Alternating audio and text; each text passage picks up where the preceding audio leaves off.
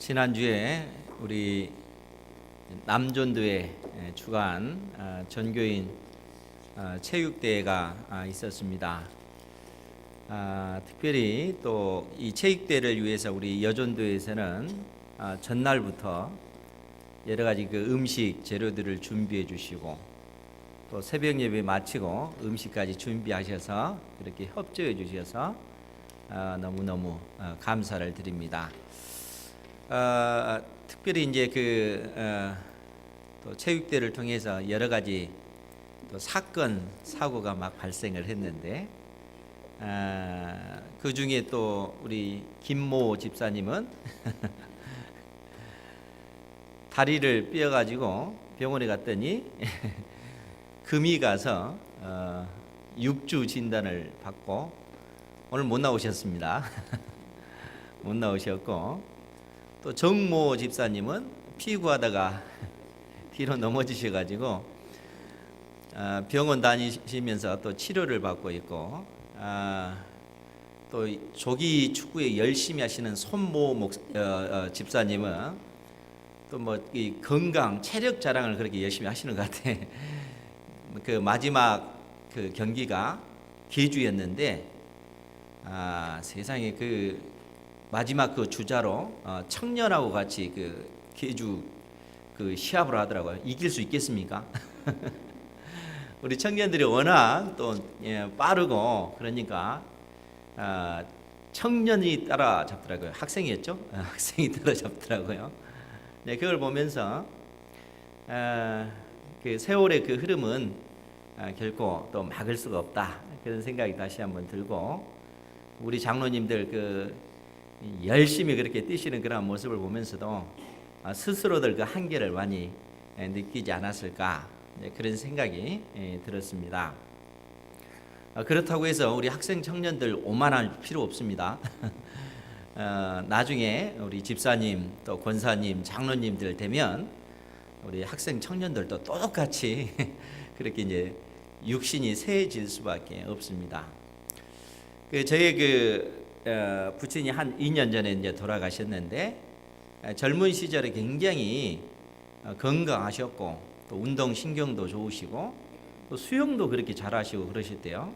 근데 노년에 이제 체력이 약해지니까 이 시골 마을에서 그 정류장 버스 정류장까지 약 500m 정도밖에 되지 않은데 그 거리를 그분이 단번에 못 가시는 거예요. 가다가 중간에 쉬셨다 가시고 또 밖에 버스 타고 오시면 그 정류장에서 오시다가 또 중간에 쉬다가 그렇게 오시는 거예요. 왜 그런 거 하니까 우선 다리가 아프고 또 숨이 가쁘니까 그걸 약 500m밖에 되지 않는 그 거리를 바로 오지 못하고 한번 쉬어야만이 오시는 이제 그러한 상황이 되더라고요. 그러니까 모든 인생이 다 그렇다는 거예요. 아무리 젊은 시절 건장한 그런 체력을 가지고 있다 할지라도 시간이 가고 또 세월이 가고 그 육신의 그 기운이 빠지면 그렇게 될 수밖에 없다는 겁니다. 그리고 우리의 인생이 이제 죽음으로써 한 사람의 인생이 그렇게 마무리 되어지는 것입니다. 그런데 지난주에도 그런 질문을 던졌지만 우리 인생에게 왜 죽음, 이 사망이라고 하는 것이 있는가? 이러한 부분에 대해서 우리가 명확하게 바른 지식, 진리를 가지고 있어야 합니다. 성경은 왜 우리 인생에게 사망, 죽음이 왔는가에 대해서 말하기를 한 사람으로 말미암아 죄가 세상에 들어왔고 이 한 사람은 최초의 사람 아담입니다. 아담이 하나님께 불순종함으로써 죄가 이 세상 가운데 들어왔고 이 죄로 말미암아 사망이 들어왔다라고 얘기합니다. 그러니까 죄가 이 세상 가운데 오고 이 죄로 인해서 죽음이 모든 인생을 지배하게 되었다는 것입니다. 그렇기 때문에 모든 사람이 죄를 지었으므로 사망이 모든 사람에게 이르렀다라고 성경은 명확하게 우리에게 가르칩니다. 그러니까 죽음이라고 하는 것이 처음부터 있었던 것이 아니고 죄가 이 세상 가운데 들어옴으로써 이 죄의 대가로, 이 죄의 삭수로 사망이 모든 인생에게 이르렀다라고 성경은 이야기하고 있다는 겁니다. 그런데 이 죽음의 문제, 사망의 문제에 대해서 우리가 단순하게 모든 인생이 다 죽는 것이지 이렇게 생각할 것이 아니라 이 사망에 대해서 좀 더 깊게 우리가 생각할 필요가 있다는 겁니다. 왜 그런가 하면 지난주에도 봤지만 에베소서 2장 1절에 성경은 우리에게 무엇을 말씀하시냐면 그는 즉 예수님은 허물과 죄로 죽었던 너희를 살리셨도다 라고 선언하고 있기 때문에 그렇습니다. 그러니까 이 땅에 있는 모든 인생을 향해서 성경은 뭐라고 얘기했냐면은 허물과 죄로 죽었다라고 얘기해요. 우리가 이미 허물과 죄로 죽은 존재라는 겁니다. 산 존재가 아니라 이미 우리는 이 땅에 어머니의 뱃속에서 태어난 그 순간 우리는 우리의 죄와 우리의 허물로 죽은 상태로 태어났다라고 얘기합니다. 산 존재가 아니라 이미 죽은 존재로 우리가 이 세상 가운데 태어났다라고 얘기해요. 그러면 여러분 생각해 보십시오. 그러면 도대체 우리가 무엇에 대해서 죽은 존재란 말인가? 내가 과연 죽은 존재로 태어났는가? 성경은 우리가 영적으로 생명의 근원 되시는 하나님에 관해서 죽은 존재로 태어났다라고 얘기합니다. 생명의 근원이신 하나님과 단절된 상태로 우리가 이 세상 가운데 태어났다는 거예요. 그 상태를 우리가 허물과 죄로 죽은 상태다라고 성경이 우리에게 이야기하고 있습니다. 그러니까 이 땅에 있는 모든 인생에게 예외 없이 모든 인생들은 다 죽은 상태로 영적으로 생명의 근원이신 하나님으로부터 단절된 상태로 이 땅에 태어났다 하는 것입니다. 그러면 여러분 생명의 근원이신 하나님으로부터 단절된 상태로 태어났다. 그것이 어떤 의미일까? 비유를 들어서 제가 설명을 하자면 지금 양 옆에 뭐가 있어요? 꽃바구니가 있잖아요. 그런데 여러분들은 이 꽃바구니의 그 정체에 대해서 잘 모르는데 그 심각한 건 깊은 건 아니고 제가 여기서 보면 이 받침대 안에 물이 가득히 담겨져 있습니다. 이 꽃꽂이 봉사하시는 우리 또 두 분의 집사님이 이렇게 예쁘게 꽃 바구니를 만들어 놓고 여기다 물을 부는 거예요. 그러면 지금 이 아름다운 이 꽃이 이 생명력을 유지하려면 어떻게 해야 되겠어요?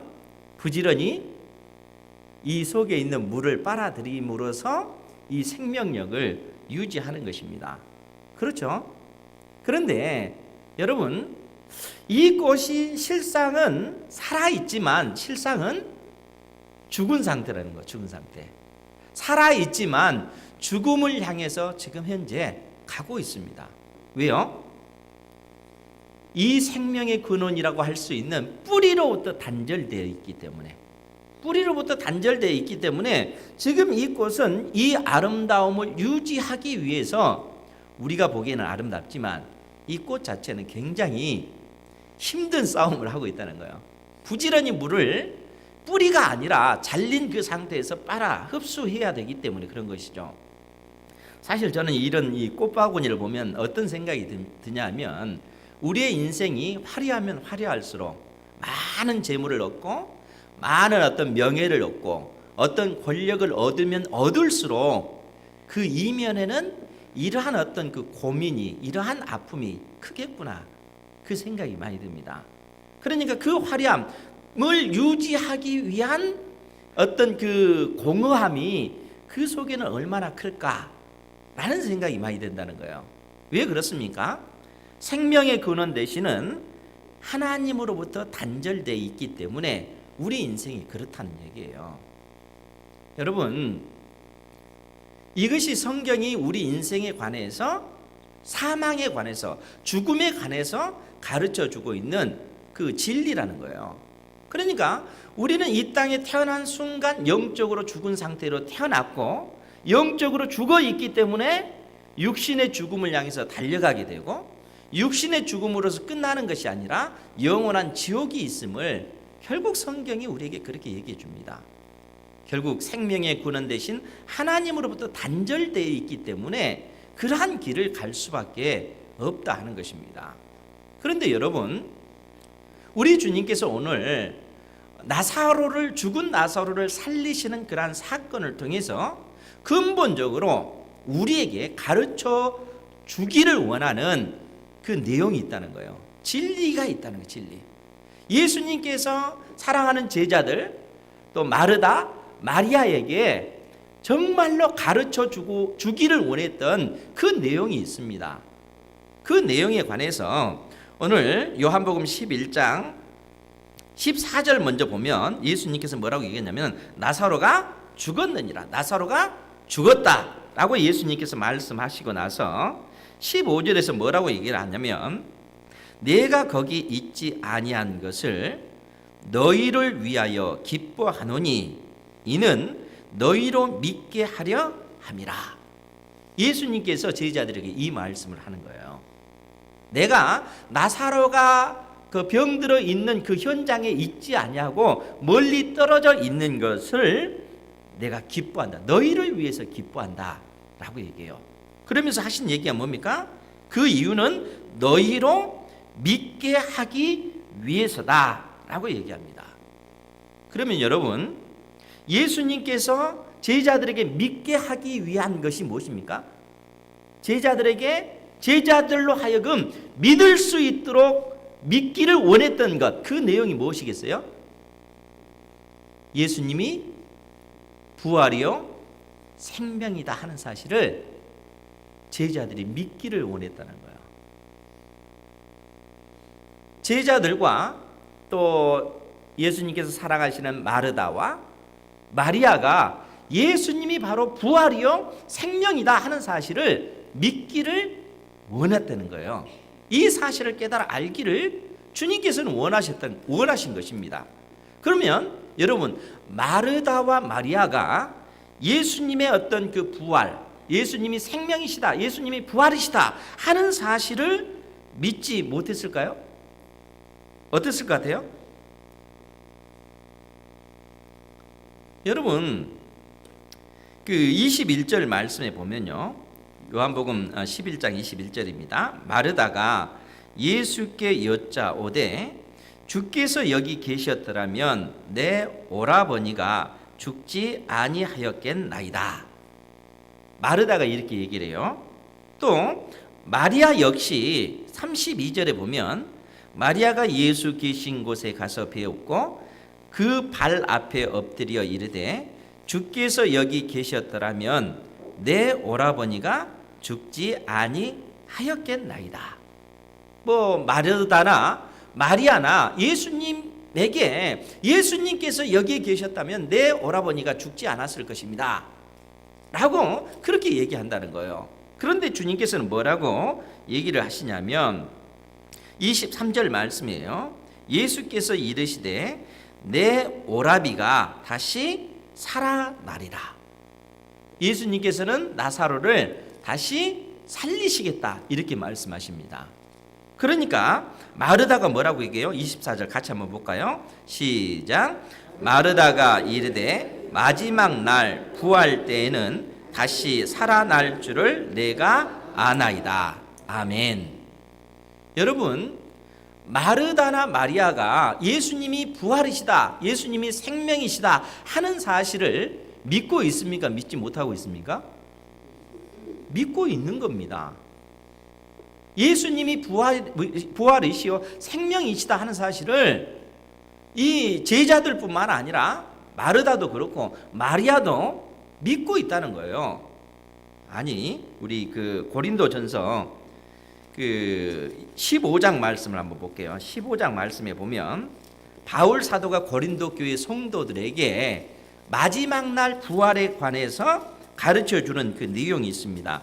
고린도전서 15장 20절부터 보면, 고린도전서 15장 20절입니다. 제가 읽어드릴게요. 그러나 이제 그리스도께서 죽은 자 가운데서 다시 살아나사 잠자는 자들의 첫 열매가 되셨도다. 예수님께서 죽음을 이기시고 부활하신, 부활의 몸을 입은 첫 열매가 되신다라는 얘기입니다. 그러면서 사망이 한 사람으로 말미암았으니, 즉 첫사람 아담으로 말미암아 죽음이 이 세상 가운데 들어왔으니 죽은 자의 부활도 한 사람 예수 그리스도로 말미암는도다. 아담 안에서 모든 사람이 죽은 것 같이 그리스도 안에서 모든 사람이 생명을 얻으리라. 그러면서 뭐라고 얘기합니까? 23절, 그러나 각각 자기 차례대로 되리니 먼저는 첫 열매인 그리스도요, 다음에는 그가 강림하실 때에 그리스도에게 속한 자요. 여러분, 부활의 첫 열매가 우리 주님께서 되셨고, 그 다음에 부활할 부활에 속할 자들이 누구냐 하면, 예수님께서 강림하실 때, 재림하실 때 그리스도에게 속한 자들은 다 몸의 부활을 입는다라는 얘기입니다. 예수님을 믿는 사람들은 다 몸의 부활을 입는다. 이것이 그 두 번째에 속한 부활이다 라고 얘기를 해요. 그러면서 24절 말씀에 보면, 그 후에는 마지막이니 그가 모든 통치와 모든 권세와 능력을 멸하시고 나라를, 즉 하나님의 나라를 아버지 하나님께 바칠 때라. 이때 어떤 일이 벌어진다고요? 세 번째 부활이 일어난다는 얘기예요. 즉 무슨 얘기냐면, 예수님이 부활의 첫 열매 되시고, 두 번째는 예수님께 속한 모든 사람들이 부활의 몸을 입게 되고, 세 번째는 그 후에는 마지막이니 그가, 즉 예수님께서 모든 통치와 모든 권세와 능력을 멸하시고. 이 말이 무슨 얘기입니까? 모든 통치, 모든 권세와 능력을 멸하신다라는 얘기는 이 세상에 있는 모든 나라를 다 심판하신다는 거예요. 그런데 그 심판하실 때 어떤 일이 벌어지냐면, 믿지 않는 자들, 불신자들 역시 몸의 부활을 입게 된다라는 얘기입니다. 몸의 부활을 입고 그들이 최종적으로 불못에, 지옥에 던져짐으로써 모든 이 세상의 그 모든 끝이 이루어진다. 그것을 통해서 마지막이 이루어지고 완전한 하나님의 나라가 이루어진다라고 바울 사도가 고린도 교회 성도들에게 가르침을 주고 있는 것입니다. 그러니까 부활의 첫 열매 대신 그리스도, 두 번째는 예수님을 믿는 모든 사람들이 몸의 부활을 입게 되고, 그리고 마지막에는 믿지 않는 자들도 몸의 부활을 입고 결국에는 불못에, 지옥에 던져지게 될 것이다. 부활에 관해서 이렇게 말씀하십니다. 그리고 나서 뭐라고 얘기를 하냐면 25절 26절이에요. 그가 모든 원수를 그 발 아래에 둘 때까지 반드시 왕 노릇 하시리니. 26절 같이 볼까요? 시작. 맨 나중에 멸망받을 원수는 사망이니라. 아멘. 이 말씀이 무슨 의미일까요? 맨 나중에 멸망받을 원수는 사망이니라. 여러분, 사망이 이로써 완전히 멸망당한다는 얘기예요. 그럼 어떻게 이 사망이 멸망을 당한 거예요? 예수 그리스도 안에서 예수님을 믿는 자들은 그 죽음을 이기고 부활의 몸을 입게 되는 것이고요. 불신자들 역시 그 죽음을 이기고 부활의 몸을 입은 상태에서 영원한 지옥에 던져지는 것입니다. 이로써 더 이상 사망이라고 하는 것, 죽음이라고 하는 것은 존재하지 않는 것입니다. 완전히 멸하시는 거예요. 모든 인생이 다 부활했잖아요. 생명을 얻는 자는 생명을 얻는 자로서 부활을 하게 되고, 멸망당할 자들은 멸망당하기 위해서 부활의 몸을 입고 결국 지옥에 던져지는 것입니다. 그러니까 이로써 사망이 완전히 사라진다는 거예요. 성경이 우리에게 그러한 사실을 가르쳐주고 있습니다. 동시에 이러한 그 진리를 마르다와 마리아가 알고 있습니까? 모릅니까? 알고 있다는 거예요. 그러니까 마르다나 마리아나 그 예수님께서 질문하셨을 때 이 마르다나 마리아는 장차 마지막 날에 우리가 부활할 것을, 그 오라버니인 그 나사로가 마지막 때에 부활할 것을 믿고 있다는 사실입니다. 그런데 여러분, 예수님께서 제자들에게, 예수님께서 마르다나 마리아에게 이 사실을 가르쳐 주려고 하시는 것이 아니다는 거예요. 예수님께서 지금 제자들에게 가르쳐 주기를 원하시는 것은, 내가 거기 있지 아니하는 것을 너희를 위하여 기뻐하노니 이는 너희로 믿게 하려 함이라. 나사로를 살리시는 그 표적을 통해서 예수님이 누구신가 하는 사실을 알려주기를 원했다는 거예요. 그럼 예수님이 누구십니까? 이미 말씀하셨죠. 25절 말씀에, 우리 그 25절 26절 요한복음 11장 25절 26절 같이 한번 볼까요? 시작. 예수께서 이르시되 나는 부활이요 생명이니 나를 믿는 자는 죽어도 살겠고 무릇 살아서 나를 믿는 자는 영원히 죽지 아니하리니 이것을 내가 믿느냐? 여러분, 예수님께서는 나는 부활이다, 나는 생명이다 라고 얘기합니다.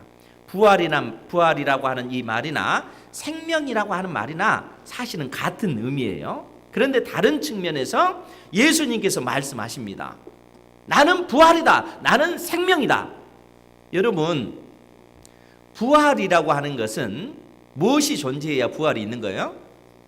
죽음이 있어야 부활이 있는 것입니다. 그렇기 때문에 예수님께서는 그것을 염두에 두고 나는 부활이다 이렇게 선언하고 나서 나를 믿는 자는 죽어도 살겠고, 왜요? 예수님이 부활이시기 때문에, 예수님께서 부활이시기 때문에 예수님을 믿는 자는 죽어도 살겠고, 무릇 살아서 나를 믿는 자는 영원히 죽지 아니하리니 이것을 내가 믿느냐? 주님께서는 이것을 지금 제자들에게 알려주시기를 원한다는 거예요. 예수님 자신이 부활이요, 예수님 자신이 생명이시다는 거예요. 예수님 자신이 생명이시다는 거예요. 그러니까 예수님을 믿는 자에게 어떤 일이 벌어집니까? 예수님의 그 생명이 나의 생명이 되어지는 것입니다. 예수님의 부활이 나의 부활이 되어지는 겁니다. 언제요? 지금 이 순간. 내가 예수님을 나의 구주로 영접하는 그 순간에 예수님의 생명이 나의 생명이 되는 거예요.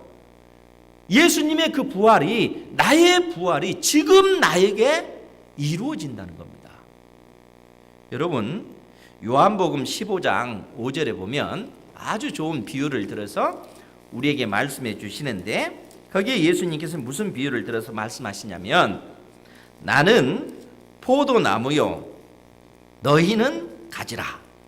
예수님께서 나는 포도나무요 너희는 가지다 라고 얘기를 하시면서 뭐라고 얘기하시냐면, 나를 떠나서는 너희가 아무것도 할 수 없습니다.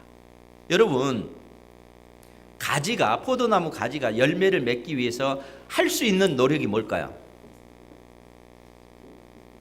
내가 열심히 노력해서 열매를 맺어야 되겠다, 그게 아니잖아요.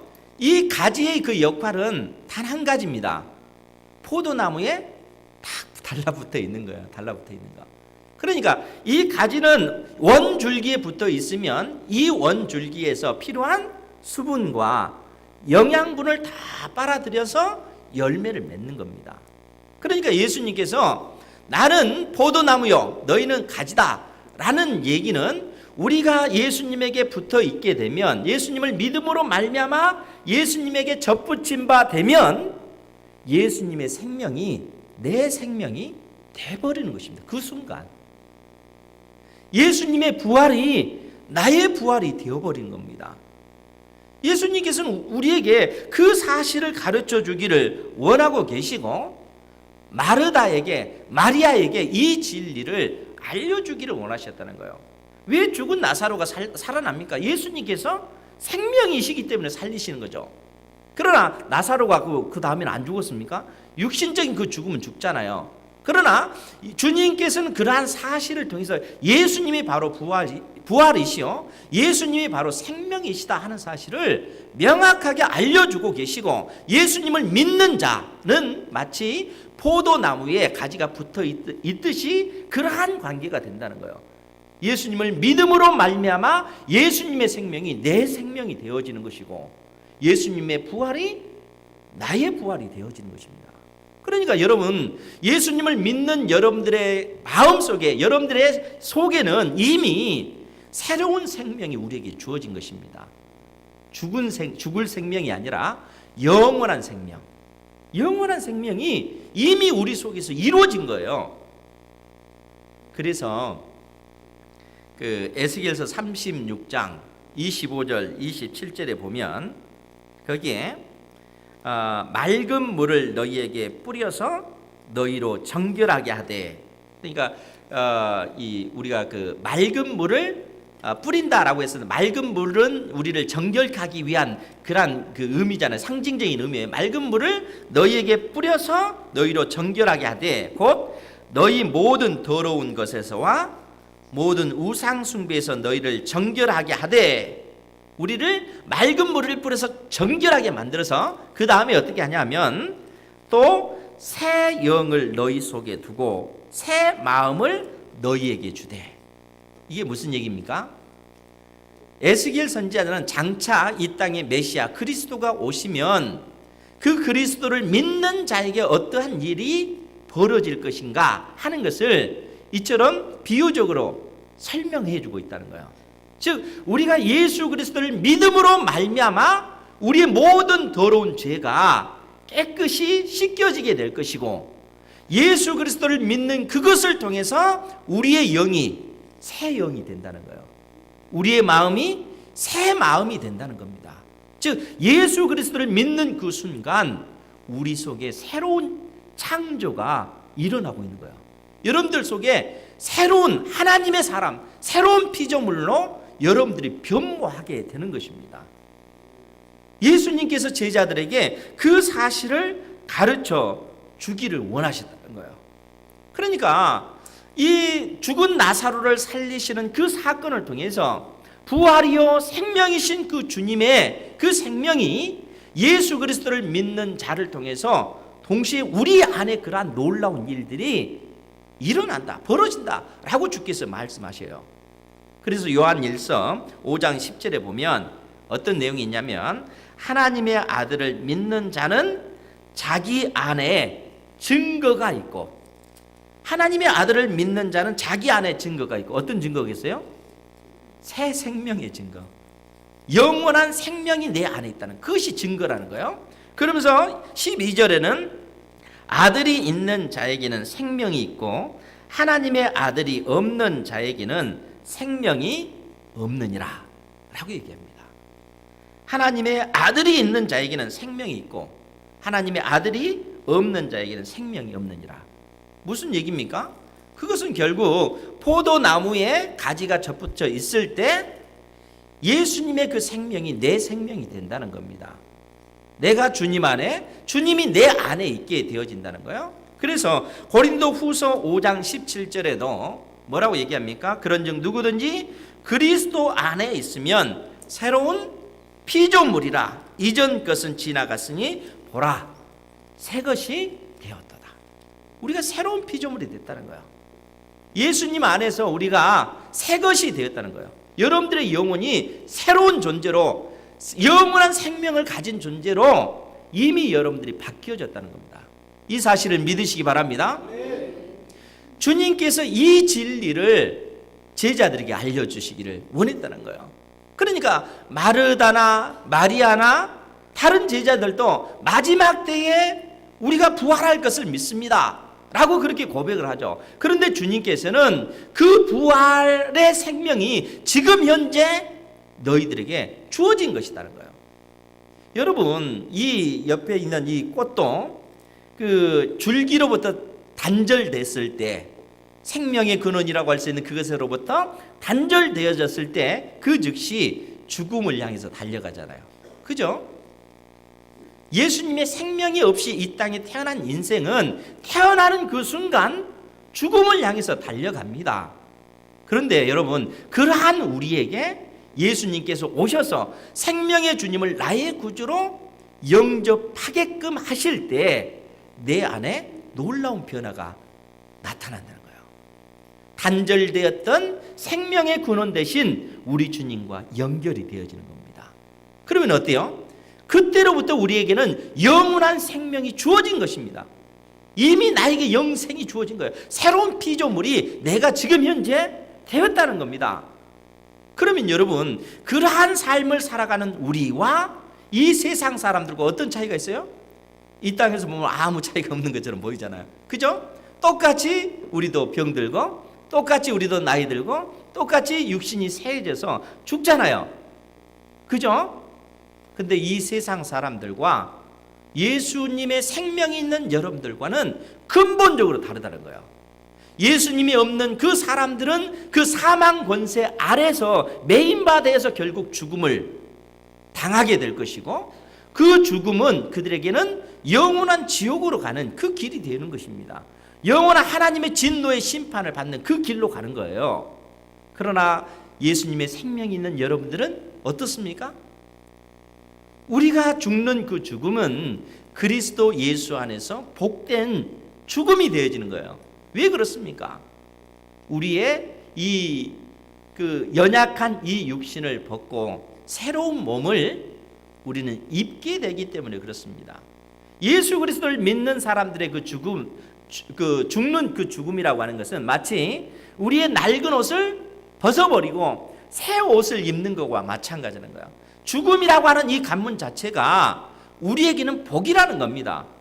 부활의 몸을 입게 되는 그 관문이기 때문에. 그러니까 예수님의 생명이 있는 사람과 없는 사람은 근본적으로 다르다는 겁니다. 이 생명이 여러분들에게 있는 줄 믿으시기 바랍니다. 예수님의 이 생명 안에서, 그래서 우리가 이 땅에서도 이제는 이 세상 사람들과 같지 아니하고 새 생명을 가진 자로서 새로운 피조물답게 하나님께 소망을 두고 믿음의 삶을 살아가야 될 줄 믿습니다. 포도나무이신 주님의 그 가지로서 존재한다면 이 주님으로부터 오는 그 모든 것들을 우리가 공급을 받아야 되잖아요. 세상의 어떤 시대 정신이나 이 세상이 주는 어떤 그 가치나 이러한 것을 쫓아가는 것이 아니라 생명 되신 주님으로부터 오는 그 모든 양분을 우리가 공급받아야 돼요. 그것이 새 생명을 가진 하나님의 자녀들의 삶의 모습이라는 거예요. 주님께서 그래서 오늘 우리에게 이 진리를 깨우쳐 주시면서 너희들이 이 세상 속에 있지만 세상 사람들과 같은 그러한 삶의 방식을 추구하지 말고 부지런히 주의 말씀을 배우고 이 말씀을 통해서 하나님의 자녀다운 그 삶, 생명을 가진 자로서의 그 삶이 무엇인지 알고 그러한 믿음의 삶을 살라라고 오늘 우리를 권면하고 계십니다. 이 세상 속에서 택한 자녀답게 구별된 백성답게 믿음의 삶을 사는 여러분들 되시기 바랍니다. 그리하여 여러분들의 삶을 통해서 살아계신 하나님의 그 놀라운 그 은혜를 여러분들이 경험하고 주님께서 동행하시는 그러한 은혜를 누리시는 여러분들 되시기를 주님의 이름으로 축원드립니다. 기도하겠습니다. 자비하신 아버지 하나님, 부활이요 생명이신 주님, 우리가 생명의 주님을 나의 구주로 영접할 때 예수님의 생명이 내 생명이 되었고 예수님의 부활이 나의 부활이 되었음을 아버지 앞에 고백하옵나이다. 이 믿음의 삶을 살아가게 하시고 또 이 은혜를 경험하는 삶을 살 수 있도록 택한 자녀들에게 은혜를 더하여 주옵소서. 예수님의 이름으로 기도하옵나이다. 아멘.